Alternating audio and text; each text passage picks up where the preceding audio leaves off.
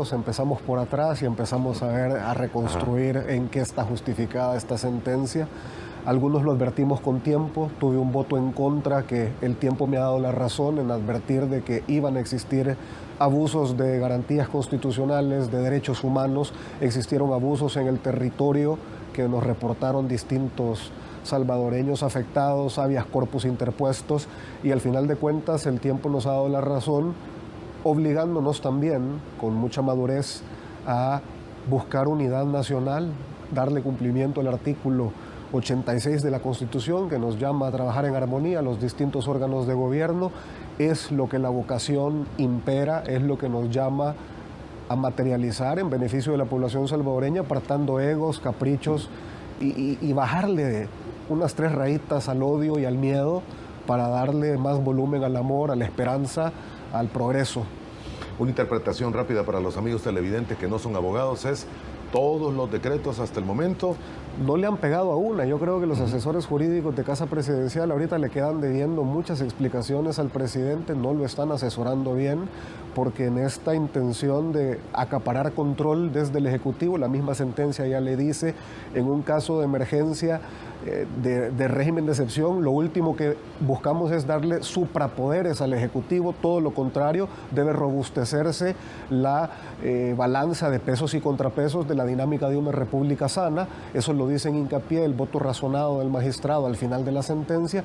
Yo invito a la población salvadoreña a, miren, es una lectura que vale la pena hacerla porque hace un parteaguas en lo que implica un sistema de pesos y contrapesos en una república sana, como te digo, y es importante que lo cuidemos. A lo mejor es un intangible para muchos salvadoreños que viven en el día a día, que no logran ponderar en qué le beneficia pues al albañil, al paletero, al comerciante, tener una república donde los pesos y contrapesos funcionan y ningún actor público pueda acumular una cuota de poder que le permita convertirse en tirano o dictador. Creo que esto es algo que uno lo va asimilando con el estudio, con la experiencia, pero a título personal me parece que me deja un sentimiento encontrado. Uno, porque también hay decretos legislativos que se han ido en la misma colada de la inconstitucionalidad. Lo advertí en reuniones de fracción, lo advertí con votos razonados en la Asamblea Legislativa, pero al final de cuentas yo creo que la ganancia es que todavía las instituciones están diciendo no estamos pintados, estamos presentes y esperamos de que ya la dinámica, como te repito, le baje 3 rayitas al odio y le suba mucho más a la tolerancia y al diálogo. ¿Viene en alguna forma a restablecer el orden jurídico? Se leen algunas opiniones. Había un pandemonium precisamente... ¿Tanto como eso? Pues imagínate de que tú tienes un presidente de la República que comunica vía Twitter sus decisiones y la acatan funcionarios. La formalidad, desde que no te pones la corbata hasta tu mecanismo de comunicación, empieza a afectar pues la seguridad jurídica, y como consecuencia de toda esta dinámica tóxica, visceral, confrontativa, de acumulación de autoridad, hemos visto una caída incluso en el nivel de riesgo país, que calificadoras como Fitch ya nos ponen en B negativo. Y de nuevo, yo sé que estoy con una audiencia estudiada, tu programa tiene una teleaudiencia que tiene criterio, pero lo que nosotros tenemos que lograr como funcionarios públicos, y el reto es cómo le trasladamos todo este conocimiento de las afectaciones de las políticas públicas a el ciudadano de a pie. ¿En qué le afecta que El Salvador caiga en el nivel de riesgo país? ¿En qué le afecta a usted el deterioro de la institucionalidad? ¿En qué le afecta a usted, salvadoreño, que no exista un espíritu fiel a cumplir el imperio de la ley y el respeto a la dignidad inherente de las personas? Yo creo que esa es la tarea que tenemos que compartir y que debemos procurar exhortar, comunicar, posicionar en la mesa para que empiece a hacer cultura. Hay muchísimo odio en redes sociales y en la calle. La gente ya está, yo veo un hastío de la cosa pública. Obviamente hay niveles de popularidad que se manejan con propaganda, pero al final de cuentas mi responsabilidad personal es siempre traer un mensaje con argumentos y por supuesto con mucho respeto. Muy bien, hubo reuniones de la cúpula de la Asamblea Legislativa con los ministros encargados de la emergencia por 5 o 6 días. Algunos opinan que, y creo que es bueno, el acercamiento que hubo, el diálogo que existió, pero también que al final no hubo un consenso total sobre lo que debía de firmarse. O sí lo hubo y una de las partes se separó. ¿Cuál es la lectura que hace usted?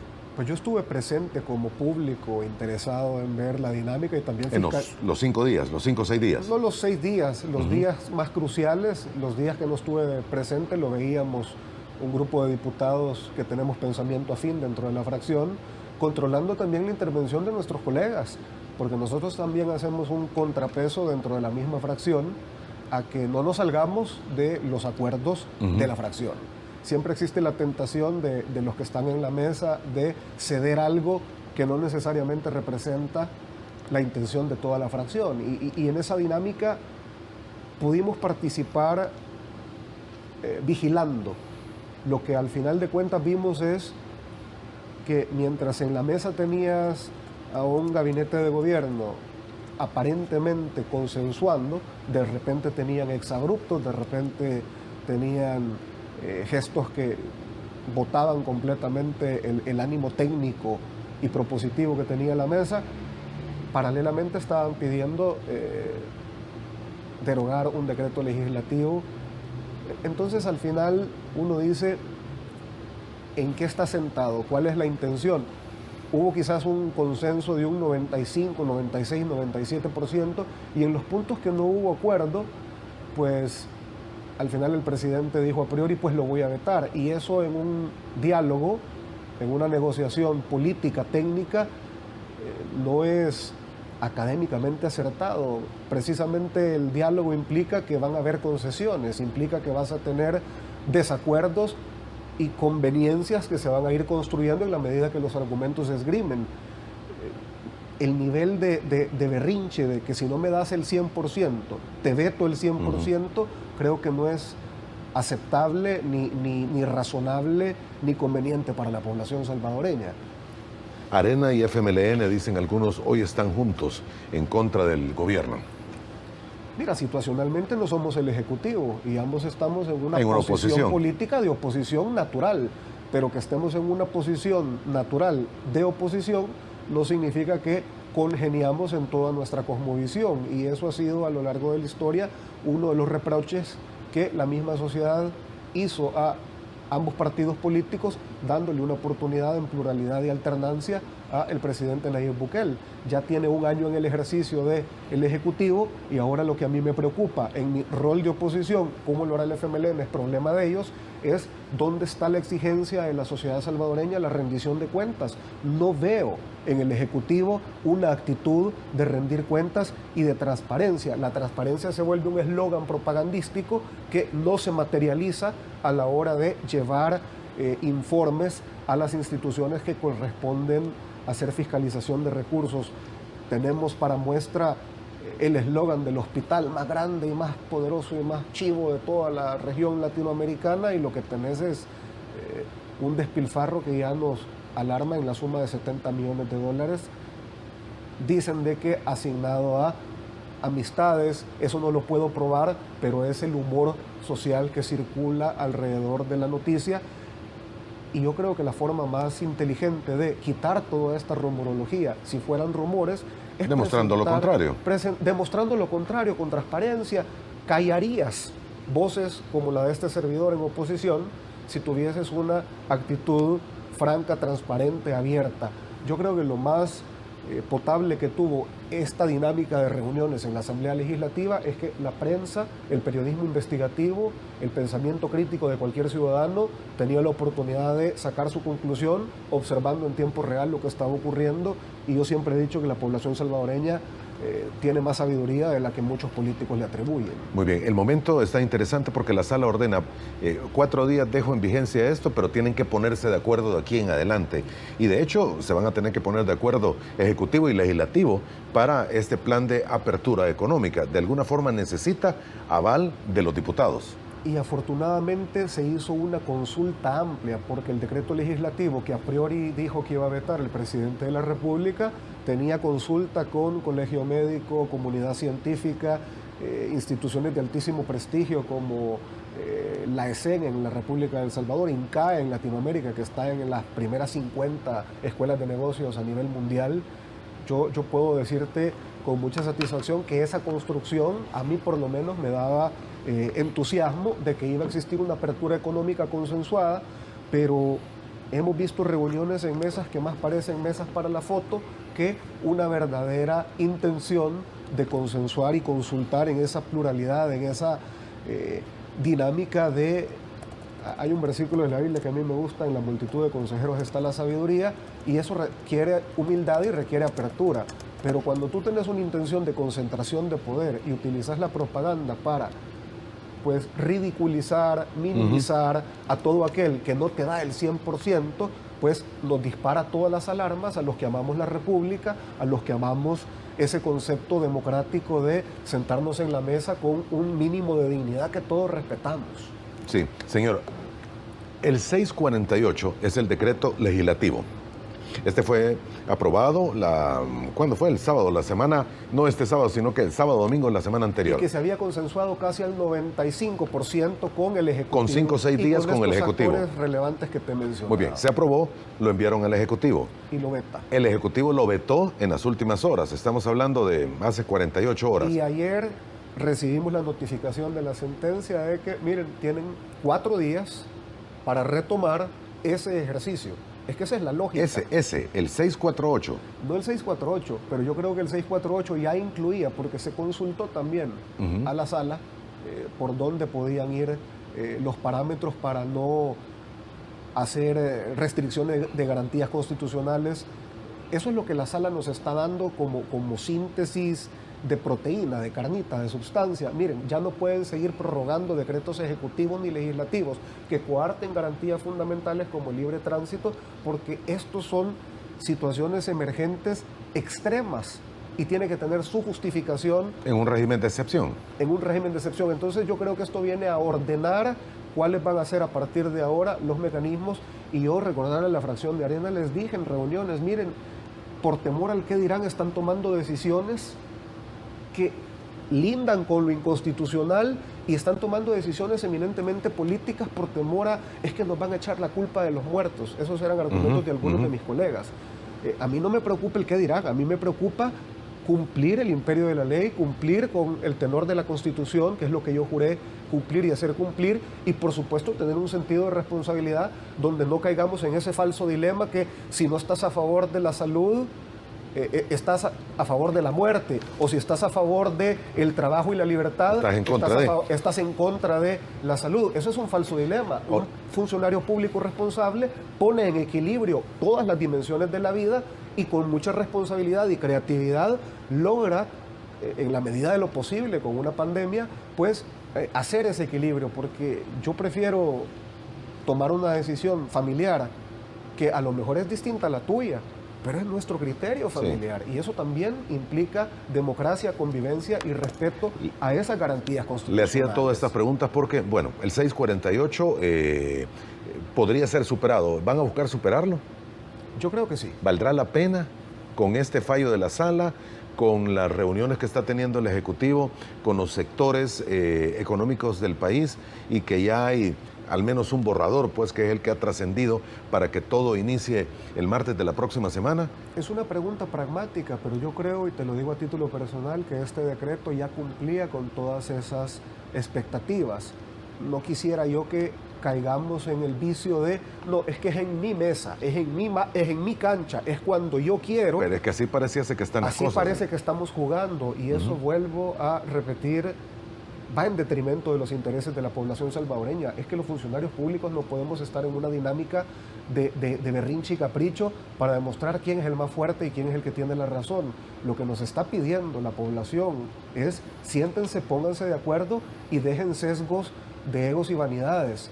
No se trata de quién acumula el poder o la gloria, se trata de cómo podemos construir de manera propositiva, responsable, con argumentos, y que estos argumentos permitan una fiscalización transparente, sin opacidad y sin los vicios que hemos estado los opositores, los que tenemos ese compromiso de oposición, señalando, y el tiempo nos ha venido dando la razón, aunque la publicidad, la propaganda y las redes sociales nos ridiculicen por hacer precisamente nuestro rol.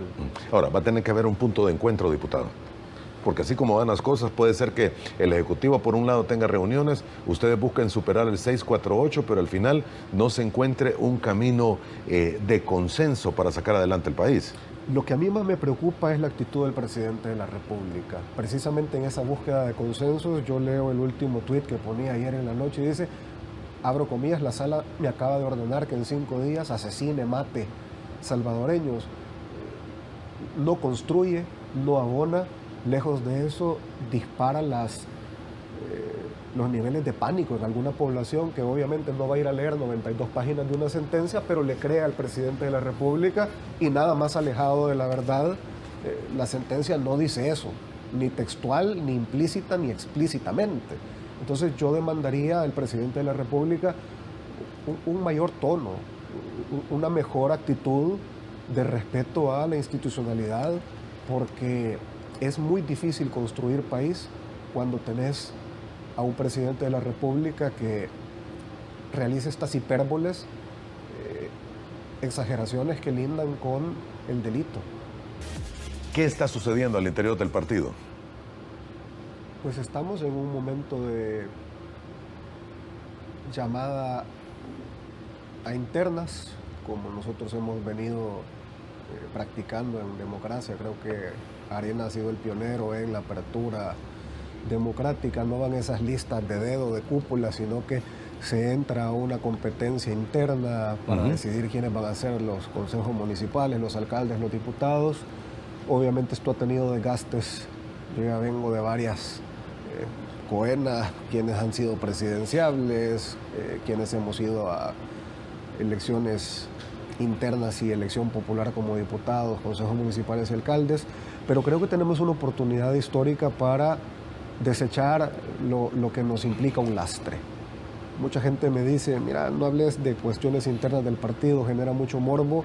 Yo francamente no puedo evitar la tentación de llamar a la JRN, a los jóvenes. Es su momento. Yo creo que es la oportunidad que tiene Arena para hacer viva la renovación que tanto hemos venido intentando construir. Yo fui parte de una intención de renovación que han nadado contracorriente, esto hay que decirlo, no lo podemos ocultar. Hay muchas cosas que tienen que quedar atrás en el partido, muchas prácticas, enquistamientos, que por antigüedades, que por qué sé yo. Creo que tenemos la oportunidad de empezar a ponderar cuáles van a ser las métricas de éxito en el partido, cuáles van a ser los indicadores de cumplimiento que deberíamos de empezar a ponderar, y eso es una oportunidad. Ojalá que la tomemos. Difícilmente vamos a seguir vigentes si no hacemos ese nivel de cambios, y creo que esa es la ponderación que está haciendo el mismo presidente del partido, lo está manifestando en redes sociales, en reuniones con nosotros. Es una oportunidad de reinventarnos, no de alejarnos de nuestros principios y objetivos, pero de algunas prácticas, yo le llamo de acumulación de poder innecesario en algunas figuras del partido. Hay que democratizar la toma de decisiones, y esto es en beneficio obviamente de la democracia representativa y de la población salvadoreña. Por lo menos públicamente 2 diputados han renunciado al partido. Y enhorabuena, yo creo de que ya no se sentían cómodos ellos con nosotros ni nosotros con ellos, porque han tenido un ejercicio, yo le he llamado de adulación al presidente, pero yo creo que no requiere mucho talento plegarte al que ostenta la mayor cuota de poder y de control de dinero, de cuotas de poder, de plazas. Ese tipo de cosas son bastante brillantes y llamativas para algunos políticos. Los idealistas como tu servidor, pues estamos en esto por el placer de la dinámica, de esgrimir argumentos y de intentar construir. Yo de verdad creo que son los argumentos y la proposición, las propuestas, lo que transforma la realidad. Es mi creencia. A lo mejor me ha costado mucho con el nivel de odio visceral que hay acumulado precisamente por la propaganda en la sociedad salvadoreña, pero es lo que hay, es lo que toca, y yo no voy a renunciar a mis principios y a mis ideales, aunque la gente todavía no lo logra apreciar. Yo creo que la forma de darle valor a las cosas es demostrarlo en la práctica y ser perseverante, aunque la gente no le dé suficiente valía y credibilidad. 2 diputados, pero hay algunos que piensan que hay muchos más que se van a separar del partido. Y fíjate que en la práctica adversan mucho conmigo, porque yo soy opositor carcado. Algunos dicen a la fecha, es que Ricardo es el único que les dice las cosas como quisiéramos nosotros. Nosotros me refiero a la población salvadoreña que no votó por ellos y de que adversa sus decisiones, que les pide transparencia, rendición de cuentas, que le bajen las barritas a la confrontación y que le suban a la ejecución, que le suban a el consenso, que le suban a la mora, menos miedo, más propuesta, más ejecución. Yo no voy a renunciar a hacer ese ejercicio de oposición, pero algunos en la fracción pues se comportan adversándome y yo les digo, y si los digo con el corazón en la mano, si le dedicaran la mitad del tiempo que dedican a adversar mi postura al Ejecutivo, pues tendrían muchos más réditos a nivel de nuestra estructura, de nuestro voto, en lugar de estar pretendiendo pescar un voto que no se los van a dar. Es decir, los simpatizantes del Ejecutivo lo último que quieren es darle un reenganche a un exdiputado de Arena. Seamos pragmáticos. Wow, ok. ¿Habrá más que van a renunciar? No lo sé, Moisés, yo esperaría que no. ¿Usted no? Definitivamente no. Claro que no. No, yo incluso ya presenté mi solicitud para participar en una reelección. Buscar la reelección. Me lo ha pedido mi estructura, me lo han pedido mis bases, los sectores me dicen, Ricardo, tú tenés el perfil que necesitamos en la Asamblea Legislativa de oposición real, porque para adular al presidente y para plegarte, como repito, el que tiene la mayor cuota de poder, para eso no hace falta tener talento, para eso solo te basta ser un adulador. Usted, y ocupando esa última palabra, adulador, quiero recordar las palabras que me dijo hace un par de minutos, que decía, muchos de ellos se han vuelto aduladores, demasiado adulan al presidente. Esto fue lo que me dijo usted, aproximadamente, así en palabras más, palabras menos, refiriéndose a los dos diputados que ya renunciaron al partido Arena, ¿correcto? ¿A ellos se refería? Sí, definitivamente yo he sido categórico en intervenciones. A veces utilizo palabras más coloquiales, pero en la práctica lo que ves es que aplauden todo lo que hace el Ejecutivo y utilizan los mismos términos, los mismos argumentos para ridiculizar, desacreditar, incluso llamarnos pactos de corruptos y otra serie de aseveraciones que rozan con la difamación, la calumnia, la injuria. ¿Qué opinión tiene el diputado respecto al desempeño del alcalde de San Salvador y también de sus declaraciones, dice Mancía? Fíjate que a mí me llama mucho la atención un contraste. Yo estaba viendo tweets de Ernesto en el año 2018 y te los voy a leer porque tomé nota. Supuse que podías preguntármelo. Fíjate que en el año 2018 tengo tweets aquí del alcalde Neto Mason, esto fue octubre 21, 2018. Ojalá que en el mercado Cuscatlán y los otros negocios donde malversaron dinero de la gente para sus intereses particulares, la alcaldía de San Salvador, que dejaron quebrada, necesita que lo devuelvan para pagar las deudas que nos dejaron. El 7 de octubre del 2018, la alcaldía de San Salvador, que entregaron quebrada y sobreendeudada, necesita que le devuelvan el dinero malversado en negocios como el mercado Cuscatlán para poder hacer más obras para los más necesitados. De esas declaraciones del 2018 a su actuación actual, yo le pediría a Neto más coherencia, porque tiene muchísima oportunidad, siendo alcalde de San Salvador, de transparentar a dónde han existido vicios, a dónde han existido abusos, pero yo llamo a Neto a no defender lo indefendible, y es mi amigo, pero se lo digo con la franqueza que a mí me caracteriza. Lo veo muy plegado a lo mejor no conflictuar,